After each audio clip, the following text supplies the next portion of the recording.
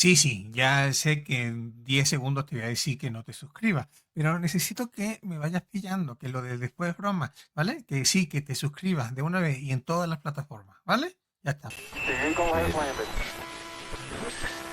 Triumph boost for mankind. We have a liftoff.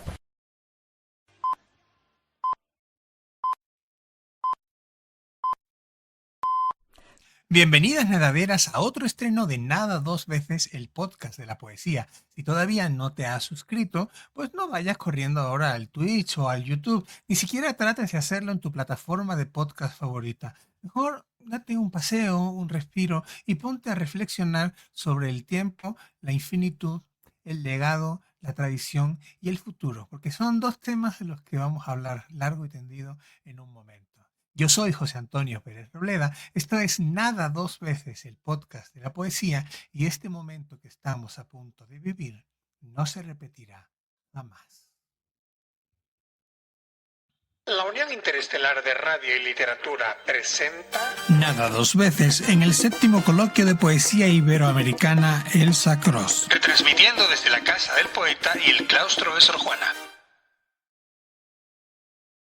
Hola queridas nadaderas, pues estoy muy emocionado, estoy muy ilusionado porque hoy nos acompaña Ana Aguilar Amat, que es poeta, lingüista computacional, que ahora nos explicará que no es que se ponga a programar, y una de las invitadas de honor del séptimo coloquio de poesía Elsa Cross. Hola Ana, ¿cómo estás? Hola, muy bien, muchas gracias. Un honor estar aquí con vosotros. Y además tenemos con nosotros a Diego Moldes, que es doctor en Ciencias de la Información, historiador de cine, ensayista y poeta, y uno de los invitados internacionales en este mismo coloquio. Bienvenido, Diego. Muchas gracias, José Antonio, Ana, encantado de saludaros. Muy bien, bueno, espero no haber dejado nada atrás porque leyendo los currículos que me mandaron, decía yo, Rocío, como lea esto, nos vamos a tirar nada más la hora en presentarlos a ellos. Entonces, bueno, si hay algún título que no haya dicho, vamos a tener oportunidad de hacerlo en un momento. Y bueno, pues ustedes están aquí porque el 9 y 10 de octubre se va a realizar en Ciudad de México el séptimo coloquio de poesía iberoamericana Elsa Cross. Así que, nadiaderas, si están en Ciudad de México o planean venir, no se pierdan 9 y 10 de octubre en la casa del poeta López Velarde y en el claustro de Sor Juana. El tema central de este año para el coloquio es memoria poética, tradición y futuros especulativos. Y parece que conjuga el duelo, el ancla y la utopía, porque este coloquio está dedicado a la memoria de Julio Trujillo y Antonio Calera Grobet. Vamos a empezar fuerte y además ustedes deciden. Esta pregunta es para los dos.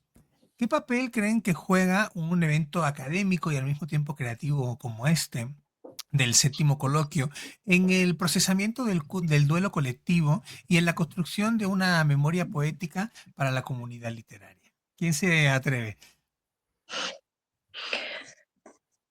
No sé, Diego, ¿quieres empezar tú? No, no, no, Venga.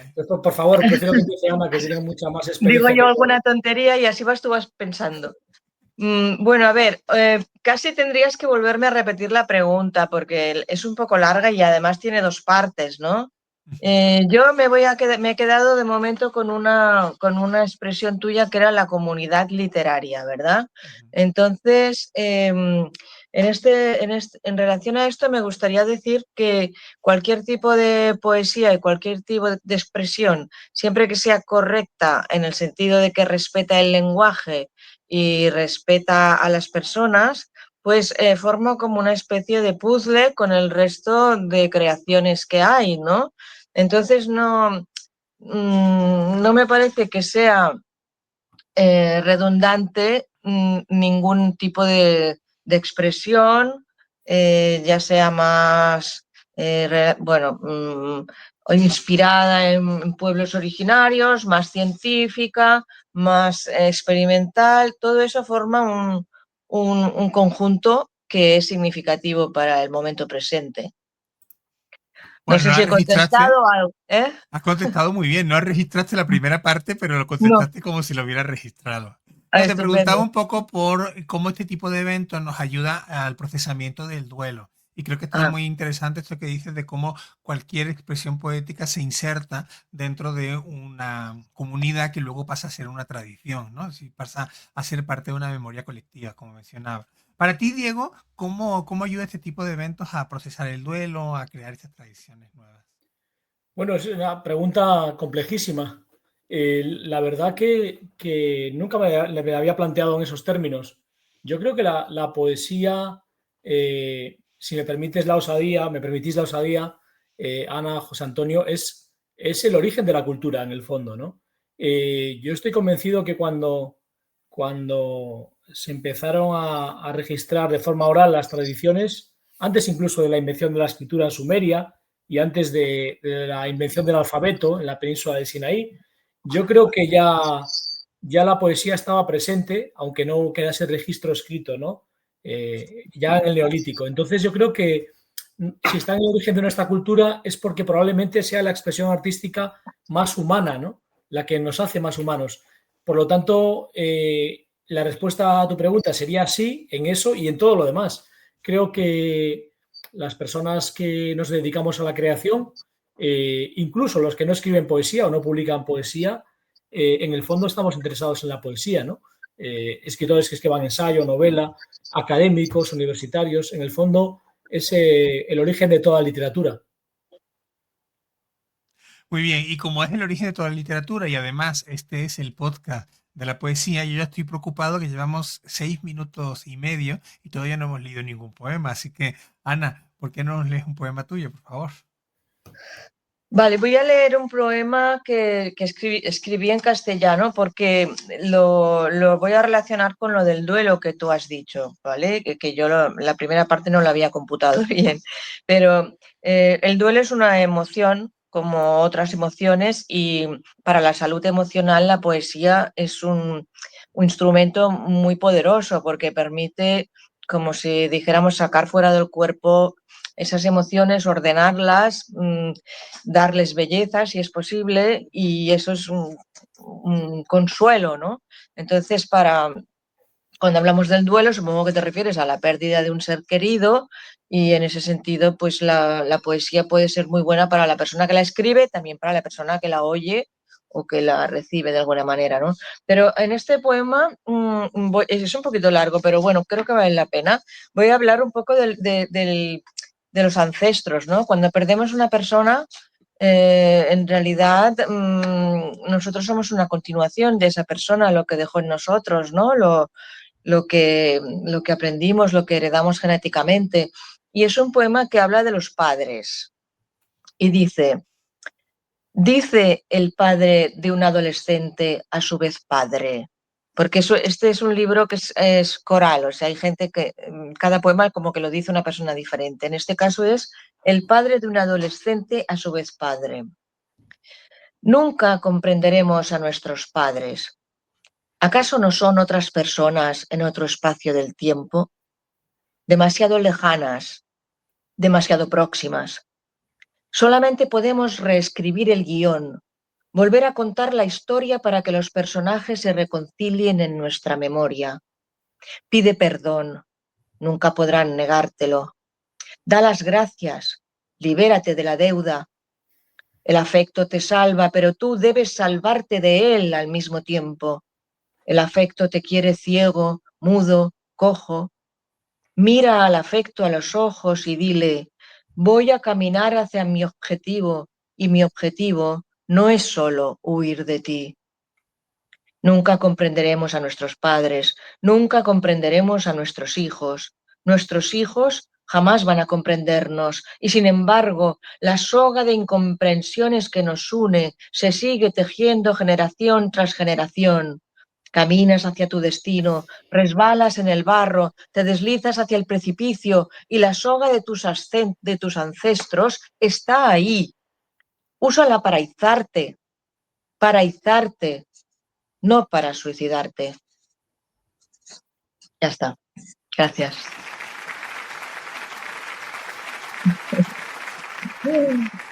Tenemos ya aquí el público que está tan emocionado como yo de Esto lo tienes escucharte. grabado, el público, ¿no? No, no, está aquí detrás, delante mía hay un público enorme que ahora mismo Ya, los están viendo en una pantalla. bueno. Bueno, recuerden que estamos haciendo este programa con motivo del séptimo coloquio de poesía El Sacros, que se desarrollará los días 9 y 10 de octubre en dos sedes, en la Universidad del Claustro de Sor Juana y en la Casa del Poeta Juan Ramón López Velarde. Y eso me sirve un poco de excusa porque ellos enmarcan dos tradiciones, una más antigua, otra más moderna en México. A ti, Diego, como ensayista, me gustaría preguntarte, ¿es la tradición un ancla necesaria para el porvenir de la poesía o es más bien un lastre? Sé que este debate es antiguo y me gustaría conocer tu opinión. ¿Construimos sobre esta tradición o más bien hay que reventarla y construir de cero? Bueno, buena pregunta y decirte que no quiero parecer gallego diciendo depende, pero depende del escritor. En mi caso, que uno habla por sí mismo y no por el conjunto de los poetas, ha sido un lastre porque yo hasta pasados los 40 y pico años no me decidí a publicar poesías y pues como todo el mundo desde la adolescencia hasta mis 48 años actuales, yo creo que en 30 años he destruido más de 1000 poemas seguro, porque aparte no los conservo, ¿no? Y bueno, en este caso era por el peso de la tradición porque no los consideraba buenos, ¿no? Parecían siempre como inspirados por otros poetas que había leído, tanto de la tradición hispana como la gallega, la inglesa, la francesa, la portuguesa, etcétera. Entonces, en ese caso, no. Quería, lo primero, si me permites, no me voy a extender mucho porque me ha emocionado muchísimo lo que ha leído Ana. Esto no está preparado, de hecho nos hemos conocido ahora, hay que decirlo a los que lo vean, porque yo este mismo año he perdido a mi hermana, la mediana, tengo 3 hermanas y un hermano, y falleció el pasado mes de abril, y mi hermana era una persona que escribía poesía, muy aficionada a la pintura, y cuando has preguntado por el duelo, yo tenía preparado una poesía, si me permites, en gallego, que escribí en la noche en la que presenté este libro. Y lo curioso es que cuando escribí esta poesía, nos sacaron una fotografía a mí y a mi hermana, y es la última Diego, poesía que tengo con ella. para las personas que nos están escuchando y que no nos están viendo, Diego acaba de hacer un gesto muy poco radiofónico que es mostrar el libro a la cámara, ¿no? Dinos Ah, qué sí, libro perdona. es. Sí, Cuéntanos qué libro bueno, sí, está. sí, perdona, es que pensé que se estaba grabando también la imagen, no solo el sonido. Pues yo escribí 2 libros de poesía, uno se llama Ni un día sin poesía, publicado en España, y la continuación se llama Ni una poesía sin día, publicado en Nueva York, Not a Poem Without a Day. Y en la presentación del primero escribí un poema, en la propia presentación, en donde al concluir el acto nos sacaron una fotografía de mi hermana Lara María y a mí, y que es la última foto que tengo con ella, ¿no? Y quería leeroslo porque efectivamente la poesía para mí es una forma de superar el duelo de la pérdida de una hermana y la propia relación que mis hermanas, mi hermano y yo tenemos ahora con nuestros padres al haber fallecido Lara, ¿no? Dice así, es en gallego pero se entiende.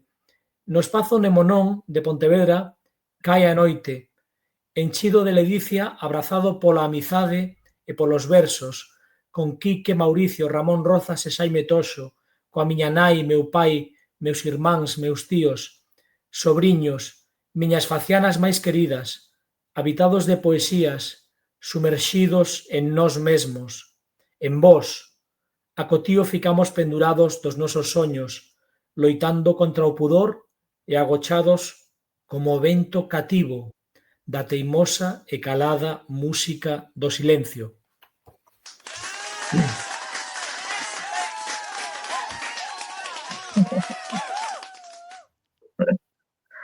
Muy bien. Muchísimas gracias, Diego. De nada.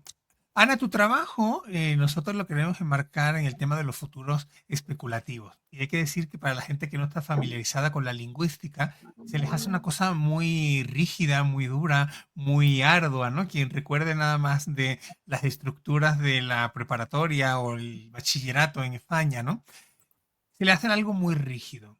Sin embargo, sabemos que no lo es y que la poesía más bien puede serlo. A mí me gustaría saber cómo conviven en ti esas dos apariencias, la apariencia de rigidez y la apariencia de libertad expresiva, ya vengan de un lado o vengan del otro, desde el lado lingüístico o de la poesía. ¿Se nutren en ti? ¿Se oponen? ¿Cómo trabajas con la rigidez y la libertad? Pues es una pregunta muy acertada porque yo, aparte, he tocado muchos temas de la lingüística computacional, como tú has dicho, y otras, pero sobre todo he estado muchos años enseñando terminología. La terminología es el léxico técnico y científico. Bueno, yo estaba en la facultad de traducción, entonces no es que yo sepa toda la terminología de todas las disciplinas, sino que a los alumnos que estaban estudiando diferentes idiomas, pues les enseñaba cómo buscar la documentación para poder saber cómo el especialista, el médico, el arquitecto, la enfermera, lo que sea, el peluquero, pues están denominando los conceptos que tienen que traducir, ¿no? Entonces, ese aspecto de la lingüística del léxico técnico es un aspecto altamente consensuado, ¿no? Digamos que la prosa, el lenguaje con el que hablamos está consensuado, estamos todos de acuerdo en llamar lápiz al lápiz o lámpara a la lámpara, ¿no? Y tenemos un consenso con eso, ¿no? En el caso de la especialidad, cuando es léxico técnico, este consenso es un subconjunto del consenso general que dominan unos especialistas y no los demás, ¿no? Pero es muy importante, pues, para un médico, pues, que no se altere, ¿no? O sea, un médico que está operando, pues puede decir una derivación, un bypass, por ejemplo, está operando un corazón, pero con esas dos palabras no puede de repente decir, sí, un conducto que va a unir este músculo y el otro, o hacer una paráfrasis o utilizar un término nuevo, ¿no? El consenso es muy, muy rígido. En cambio, en poesía es todo lo contrario, o sea, en poesía lo que estás buscando es asociaciones nuevas de conceptos, ¿no?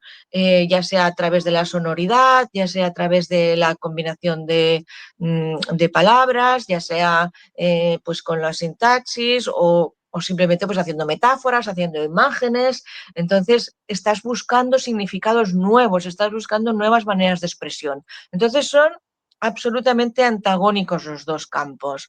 Pero yo he trabajado en los dos y los he mezclado muchas veces y me ha gustado hacerlo. No sé si el resultado es bueno o no, pero sí que me ha gustado jugar con estos dos registros, es decir, hacer metáforas en las que a lo mejor estoy introduciendo un término muy específico. Y eso creo que es una característica de mi poesía. No sé si ahora me ibas a pedir que leyera un fragmento o no.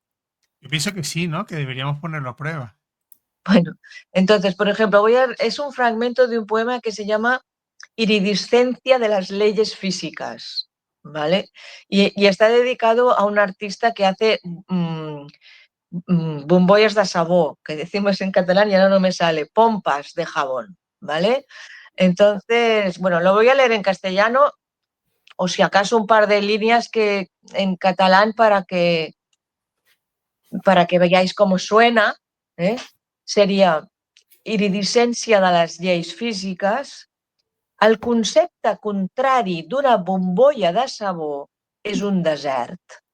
Però el concepte contrari d'un desert és una peça del joc dur.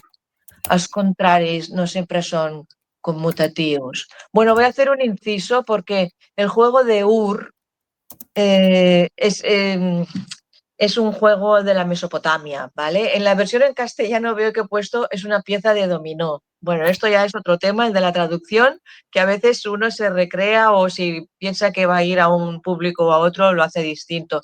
Voy a volverlo a leer en castellano ahora. El concepto contrario de una pompa de jabón es un desierto, pero el concepto contrario de un desierto es una pieza de dominó. Los contrarios no siempre son conmutativos. Sin embargo, las cosas contrarias también pueden tener cosas en común. ¿En qué se parece una burbuja de jabón a un desierto?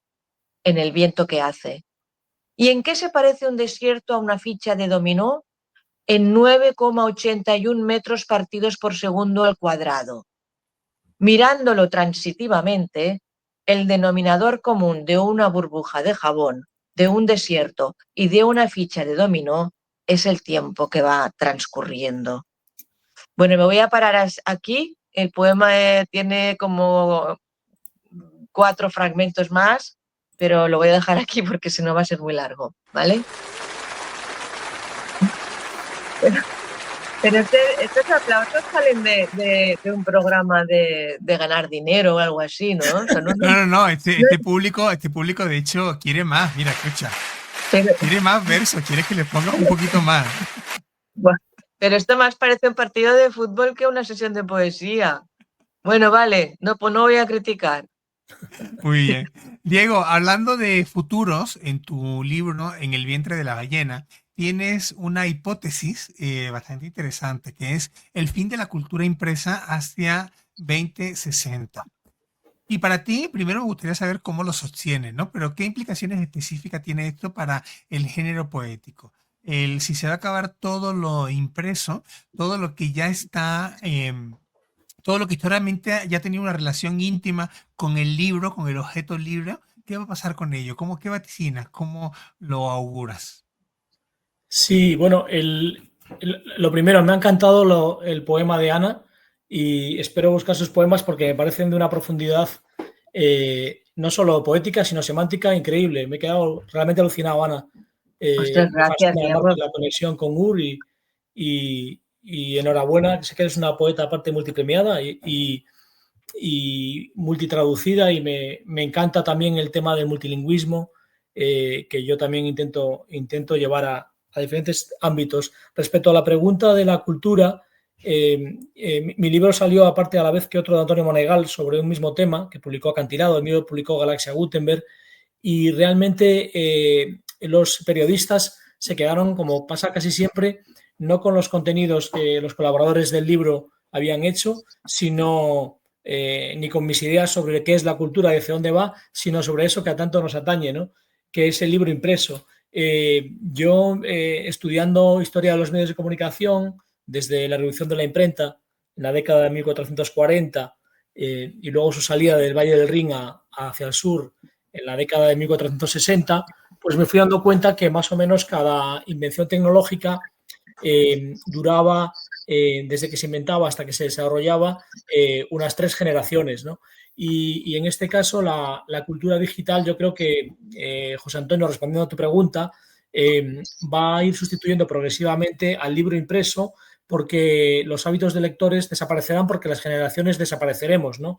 Entonces decía que a partir de la década de 2060 en adelante, la cultura del libro impreso se convertiría en algo de culto muy minoritario. Sin embargo, ahora sigue siendo una época de gran producción de libros, ¿no? De hecho, el año pasado, en 2024, según la UNESCO, fue el año que más libros se han producido en toda la historia de la humanidad. Más de 2 millones largos de títulos distintos, ¿no? Empezando por China y siguiendo por Estados Unidos. Por lo tanto, el libro sigue vivo. O sea, no quiero ser apocalíptico en este caso, pero sí es cierto que la generación de mis hijos, nacidos en la década de 2010, cuando tengan nuestra edad, cuando tengan 40, 50, 60 años, probablemente ya sea la última que lea libros en papel y las siguientes generaciones utilizarán la escritura en digital y probablemente vuelvan al libro manuscrito, es decir, a la época pre-imprenta, pre-Gutenberg, ¿no? Esa es un poco mi teoría. Yo creo que la escritura manual va a continuar y lo que va a desaparecer es la imprenta como tal, es decir, la impresión de libros en papel, ¿no? Aparte, bueno, también por estudios relacionados con la demografía, ¿no? Vamos a pasar de 8.400 millones que hay ahora a casi 14.000 millones de personas y no es sostenible desde el punto de vista ecológico. Yo soy ecologista, la producción de tanto papel, ¿no? Entonces creo que es lo que va a pasar. Pero bueno, ¿cómo afectará eso a la literatura? Es un misterio que no sabe absolutamente nadie, José Antonio. Bueno, hay muchos experimentos sobre cómo la poesía cuando llega a otro soporte se vuelve distinta, ¿no? Se vuelve transmedia, no solamente utiliza las palabras escritas, sino también las orales o el video o la imagen. Entonces, creo Sí, que será interesante ver de todos esos experimentos cuáles son precisamente los que van a tener auge. claro, Diego, por ejemplo, dime. Ana, que es lingüista, perdona que te interrumpa, José Antonio, sabe perfectamente que la irrupción del Renacimiento está relacionada con la de la imprenta, ¿no? Por supuesto que cambió la irrupción de una nueva tecnología la forma de escribir, ¿no? Sacando de los monasterios medievales ese monopolio que tenía la Iglesia de la escritura, ¿no? Y trasladaron a los burgos, ¿no? Que es donde se colocaron las imprentas, ¿no? En las ciudades y no en los monasterios. Pues entonces, por supuesto que la tecnología va a cambiar la forma de escribir, tanto en su forma como en su contenido. Y además ahí hay una cosa interesante, que es que el libro es un refugio porque el libro en papel no te manda notificaciones. Por ejemplo, yo empecé a leer digital cuando me compré un dispositivo que no era el teléfono ni la tablet, que al final son computadoras, sino que eran objetos que me permitían salir de mi vida cotidiana y centrarme en lo que estaba leyendo. Entonces yo creo que mientras eso no se masifique, el libro tendrá todavía una cierta vida como objeto. ¿Por qué no lees otro poema, Diego? Pues sí, mira, había cogido, si me permites, tengo aquí dos, como decía antes, del tema del multilingüismo, en este caso del catalán, en mi caso trilingüismo, porque me eduqué aparte en gallego y en portugués, que también viví en Lisboa, aparte de en Galicia, y tengo uno que escribí en portugués en París, cosa bastante rara, ¿no? Y que está traducido al inglés, pero no al español. Primero leo este y luego leo el que está en español. Es muy breve. Dice, como flocos de neve nas noites, frías soños nos nutren, soños que nos nutren e soños que nos cercan, son introducidos na nosa carne como unha paixão persistente e obsesiva. Só as lembranzas daqueles soños ou lembranzas son recuerdos en portugués, Ajá. diurnos que sempre nos acompañan na solidão, sob as pálpebras translúcidas de estradas que atravesan os campos até un infinito imposible. Y el poema en español que os quería leer, que también está traducido al inglés, en este libro que os decía de Una poesía sin día, publicado en Nueva York por mi editor Carlos Aguasaco, que es estadounidense colombiano y también bilingüe, dice así: penetra la mirada como en el corazón de un abismo, como la mirada penetra en el abismo de un corazón. Un corazón de la mirada penetra como en el abismo. El abismo de la mirada penetra como en un corazón. La mirada penetra como en el abismo de un corazón. Un abismo penetra en el corazón de la mirada. Un corazón en la mirada penetra como un abismo. Un abismo penetra en la mirada del corazón. El corazón del abismo, como en la mirada, penetra. Penetra abismo del corazón en la mirada. Mirada del corazón, como en la mirada, penetra. Corazón, mirada, abismo, penetra. Bonito.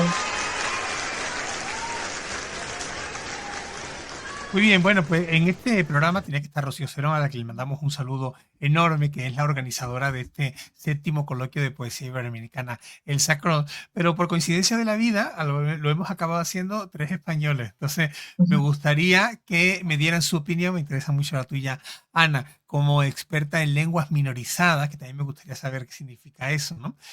¿Cómo se ve desde España la literatura en Latinoamérica? Ya que este coloquio pues tiene, digamos, una pata en cada uno de los 2 lados del océano. Cuéntanos, Ana, en tu opinión, ¿cómo se ve desde allá? Bueno, es una opinión no muy bien formada, porque yo he empezado a pensar en esto con ocasión de este coloquio Elsa Cross.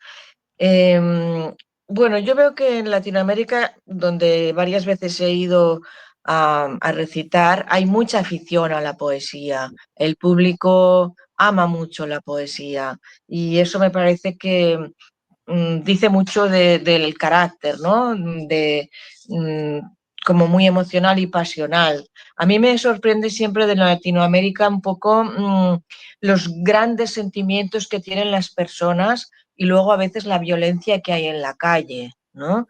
O que hay en algunas circunstancias. Me parece chocante, ¿no? Entonces, he estado pensando respecto de esto que en el principio, por ejemplo, Sor Juana Inés de la Cruz, ¿no? Como voy a ir a México, me he fijado en estos autores mexicanos, ¿no?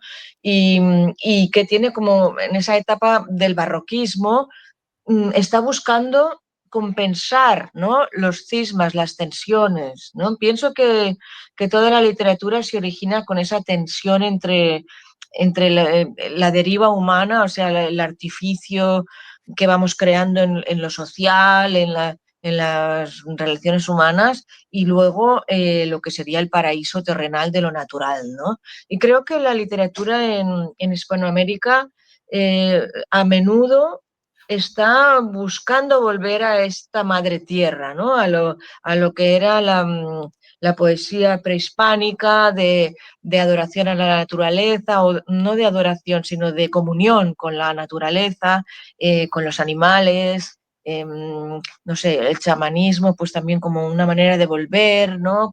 A ese ser animal que somos, porque parece a veces que, digamos, en lo que llamamos Occidente, ¿no? Nos hemos olvidado de que somos animales, ¿no? Hemos construido una especie de alter ego que es muy cortés y muy hipócrita, ¿no? Y es muy interesado, ¿verdad? Entonces, yo creo que en Hispanoamérica o en Latinoamérica o Sudamérica, yo no sé cómo debería decir, pero sí que se está, por ejemplo, ahora Octavio Paz, ¿no? Que lo he estado leyendo, pues está todo el tiempo hablando de la naturaleza, todo el tiempo intentando volver, ¿no? Un poco este poema que ha leído Diego también era un poco eso, ¿no?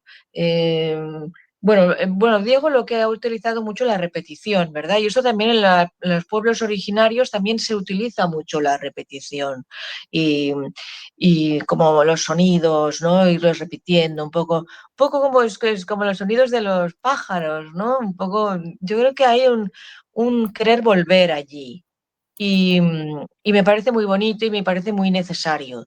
Me parece muy necesario porque hemos hecho de los sentimientos algo muy artificioso y a veces queremos huir hacia adelante y buscamos más artificio, más psiquiatría, más cosas para sanarnos del artificio que hemos creado.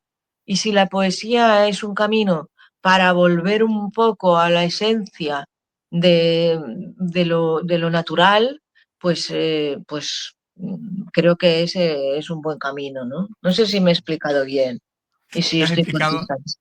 no te has explicado perfectamente, Ana. Y en tu Gracias. caso, Diego, sabemos que Galicia, donde tú estás, tiene una relación muy especial con América Latina. Cuéntanos, desde Galicia, ¿cómo se ve la literatura latinoamericana? Bueno, lo primero que yo estoy en Madrid. Yo soy gallego, pero viví en Lisboa y me fui de Santiago, donde trabajaba hace 24 o 25 años.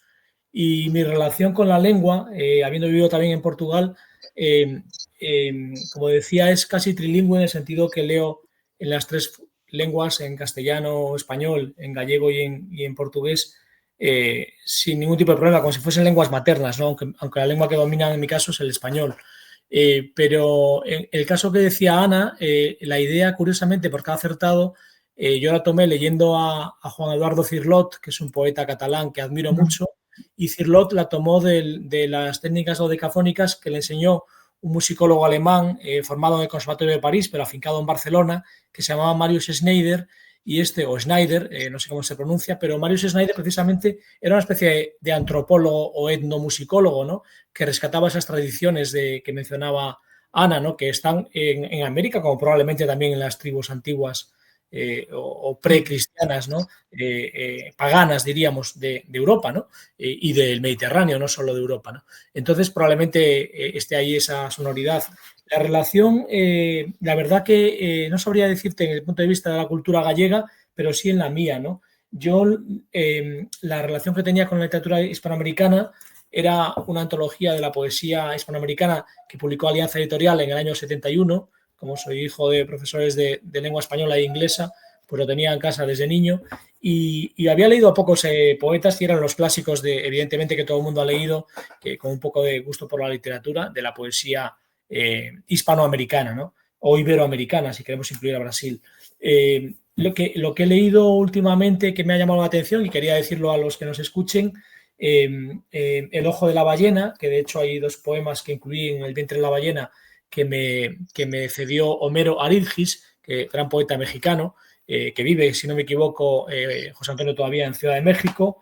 Y luego un poeta mexicano que a mí me fascina desde hace años Y se lo he comentado a poetas que admiro, como a Luis García Montero o Luis Alberto de Cuenca, otros poetas muy consagrados en España, que no sé por qué en España no es conocido y que precisamente fue Octavio Paz, que se ha mencionado ahora, quien lo impulsó después de muerto, que es El otoño recorre las islas, la antología de José Carlos Becerra. José Carlos Becerra tiene aparte esa relación con la naturaleza que Ana mencionaba hace un momento, ¿no?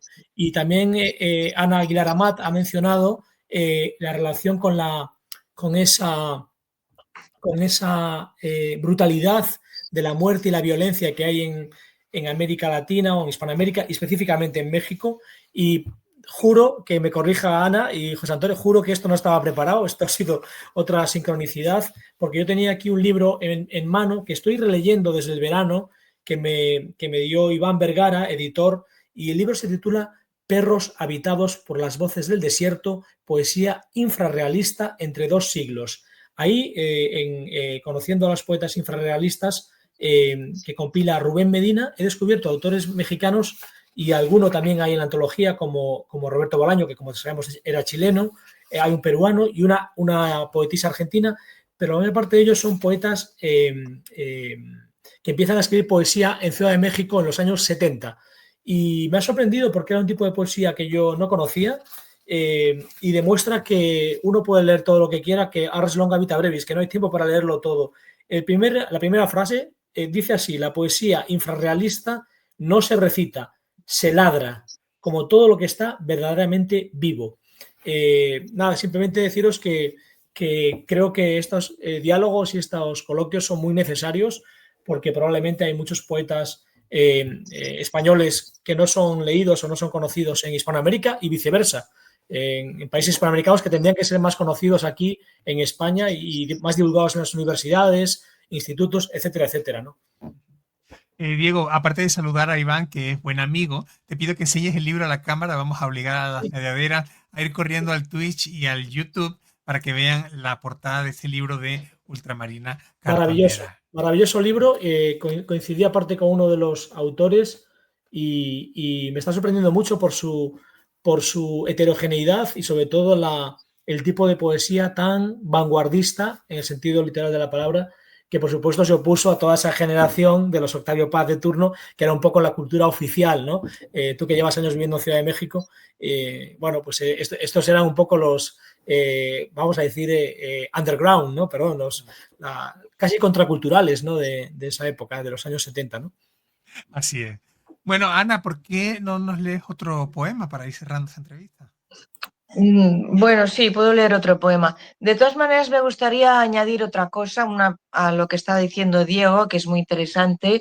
Yo he leído o he admirado sobre todo a autoras mujeres de Latinoamérica, porque creo que en este siglo la mujer las mujeres poetas han ampliado su registro de voces, ¿no?, poéticas, y lo han ampliado hasta alcanzar también lo que es el cuerpo, ¿no? Quiero decir que estamos hablando de la naturaleza, pero la naturaleza también incluye el cuerpo y incluye el sexo y el género y todas estas cosas que a veces se han ocultado, ¿no?, en la poesía, o se han dicho de manera muy velada, ¿no? Entonces hay autoras como Gioconda Belli, bueno, pues que tiene un poema dedicado a la menstruación, por ejemplo, ¿no? Entonces, bueno, creo que esta exploración, no me refiero a que la poesía tenga que hablar de cosas físicas, me refiero a incluir estos conceptos en el espectro emocional que genera la poesía. Y bueno, a ese respecto voy a leer un poema que, que quizá habla de las mujeres. También quería decir que así como, o sea, cada cultura busca, o a través del barroquismo o a través de las repeticiones o no sé, la manera de salvar las dicotomías, el catalán utiliza a veces, al menos yo he aprendido en Cataluña, el humor, ¿no? Un poquito de humor, que el humor no es chascarrillo, es un poco una distancia. Bueno, en fin, dice, el poema se llama Semana Santa. Hallaste un brazalete en la acera de la calle y pensaste, si has encontrado algo, es porque perderás algo. Y después, esto que has encontrado es a cambio de algo que perdiste. Tu madre dijo, si tiene el cierre flojo, vas a perderla tú también. Y repitió esta frase 4 veces. Entonces cerraste el broche para siempre con unos alicates y te sentiste libre por haber escogido una cadena propia, feliz por tu nuevo interés en los brazaletes. Después tostaste pan y lo fregaste con un ajo. Es una cosa que se hace en tu país y es un tipo de lujuria y es un acto sectario o solitario y es un manjar tan excitante que ahora ya no tienes bastante con el escozor de siempre y esparces el ajo cortado a láminas. Hoy es Viernes Santo, Charlton Heston vuelve a hacer de Moisés y te das cuenta, si él fue capaz de liderar a los hebreos, fue porque lo educaron los egipcios. Cuesta creer que la mano de Dios ejecutara a todos aquellos primogénitos. Te preguntas acerca de si las primogénitas, sobre quien nadie nunca dijo nada en ningún sitio, se pudieron salvar. Aplausos.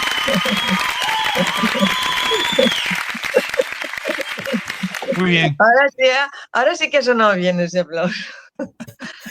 Y tú, Diego, regálanos otro poema para despedirnos, por favor. Bueno, la verdad que me he quedado alucinado porque yo esto de los aplausos, mira que hemos hecho eventos culturales todos, ¿no? Y no lo había nunca lo había escuchado. Decir en lo que decía Ana que quiero recomendar por si alguien no los ha leído, aunque son muy consagradas, a 2 poetisas maravillosas ya fallecidas y a una viva. La viva es Rocío Cerón, que es una poetisa una poeta, mejor dicho, impresionante y que México y a la que sigo, leo y admiro y creo que es una de las grandes voces de la narrativa en español, de la poesía en español.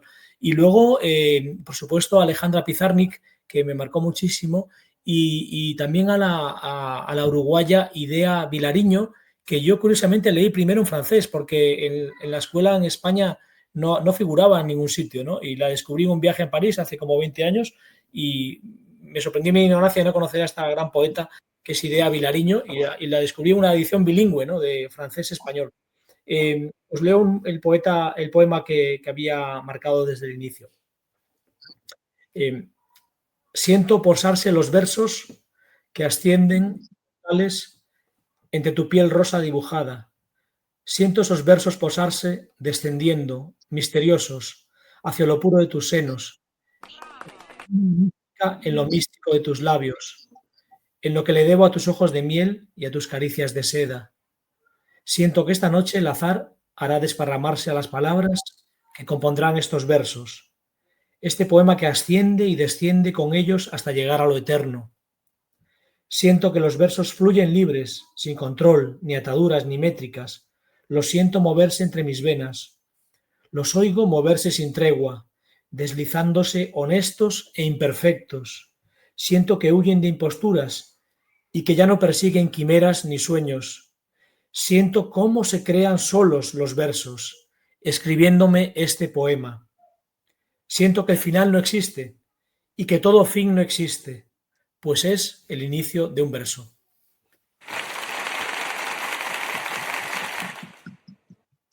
Muy bien, pues muchísimas gracias a los dos. Ha sido de verdad un placer compartir este rato con ustedes y a todas las nadaderas que nos están viendo. Recordarles que este ha sido nada más como el capítulo de prueba, una pequeña probadita de lo que nos vamos a encontrar ya en unos días, los próximos 9 y 10 de octubre, en la Universidad del Claustro de Sor Juana y la Casa del Poeta, en el 7º coloquio de poesía Elsa Cross. Les vamos a dejar el programa y toda la información completa en el enlace, en los comentarios a este video si nos están viendo o este podcast si nos están escuchando. Si han llegado hasta aquí, recuerden compartir este video. Si les gustó, pónganle un comentario. Si no les gustó, compártanselo a su peor enemigo. Y recuerden que, aunque el internet guardará este video quizá para siempre, el momento que acabamos de vivir no se repetirá jamás.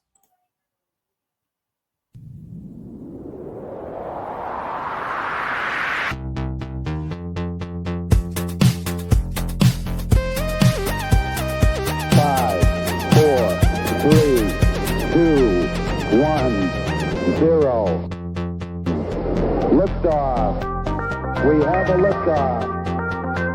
It's one small step for man, one giant leap for mankind. Liftoff. 5, 4, 3, 2, 1, 0. All engine running.